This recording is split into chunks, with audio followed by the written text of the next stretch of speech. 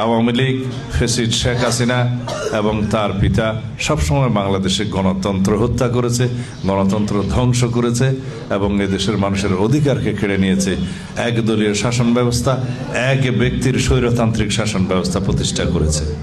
এরা ভারতীয় দল, এরা ভারতের সেবাদাস সরকার ছিল।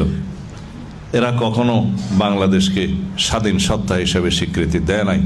মুখে গণতন্ত্রের কথা বললেও তারা এদেশের মানুষের গণতান্ত্রিক অধিকার হরণ করেছে, রাজনৈতিক অধিকার হরণ করেছে, এদেশের ধর্মপ্রাণ মুসলমানদের মনে আঘাত দিয়েছে, আলেম সমাজের উপরে নির্যাতন করেছে। এরা ইসলাম বিদ্বেষী সরকার ছিল। এই ফেসিবাদী আওয়ামী লীগ আলেম বিদ্বেষী সরকার ছিল এবং ইসলাম বিদ্বেষী সরকার ছিল। তারা এদেশের আলেম সমাজের উপরে অসীম নির্যাতন চালিয়েছে।